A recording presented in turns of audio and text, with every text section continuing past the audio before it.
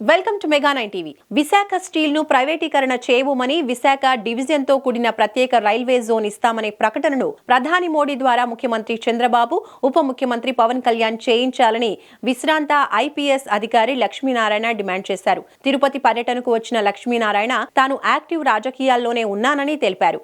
ఏపీకి న్యాయపరంగా రావాల్సిన హక్కులపై మోడీ విశాఖ పర్యటనలో ప్రకటన చేయాలని, ఆయన ప్రకటన ద్వారా తమ భవిష్యత్తు కార్యాచరణ ఉంటుందని పేర్కొన్నారు. జమిలీ ఎన్నికలు నిర్వహించడం వల్ల ఆర్థిక భారం తగ్గుతుందని, అయితే 2029 తర్వాతే జమిలీ ఎన్నికలు వస్తాయని అభిప్రాయపడ్డారు.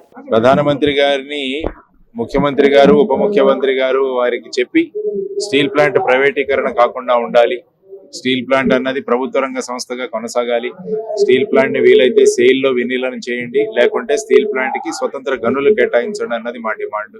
తర్వాత వచ్చేసి వైజాగ్ రైల్వే జోన్ సందర్భంగా వాల్టేర్ డివిజన్ తో కూడిన రైల్వే జోన్ కావాలి మనకు అని చెప్పేసి ఆ డిమాండ్ కూడా మేము పెట్టాం. కాబట్టి ఈ రోజు సాయంత్రం చూద్దాం ప్రధానమంత్రి గారు ఏ విధమైన ప్రకటనలు చేస్తారో, ఆ తర్వాత ఈ విషయాలను ముందుకెలా తీసుకెళ్లాలనేది ఆలోచిస్తాం.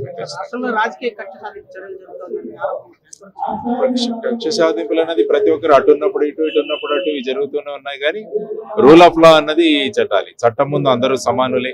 ఎవరు తప్పు చేసినా వాళ్ళకి శిక్ష ఉంటుందన్న భావాలు ముందుకు వెళితే అప్పుడేమవుతుందంటే రాష్ట్రం సుస్థిరంగా ఉంటుంది. ఎందుకంటే కక్షపూరితమైన చర్యలు చేయడం వల్ల మన రాష్ట్రానికి రావాల్సిన పెట్టుబడుల మీద వీళ్ళ ప్రభావం కలుగుతుంది.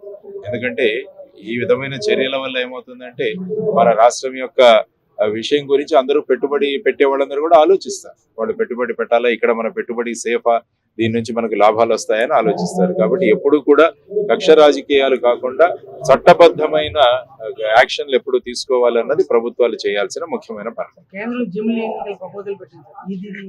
జమిలీ ఎన్నికలు యాక్చువల్ గా 2029 సంవత్సరం తర్వాతే వస్తాయి. ఎందుకంటే చట్టంలో కూడా అలాగే పెట్టారు వాళ్ళు. 2029 సంవత్సరం తర్వాత ఒక డేట్ ను డిక్లేర్ చేసి లోక్సభ ఎలక్షన్లు డిక్లేర్ డేట్, దాని తర్వాత దానికి అనుగుణంగా రాష్ట్రాల్లో అసెంబ్లీలకు ఎన్నికలు జరుగుతాయి. కాబట్టి 2029 వరకు నా దృష్టిలో ఎలాంటి జమిలీ ఎన్నికలు కూడా రావు. 29 తర్వాతనే.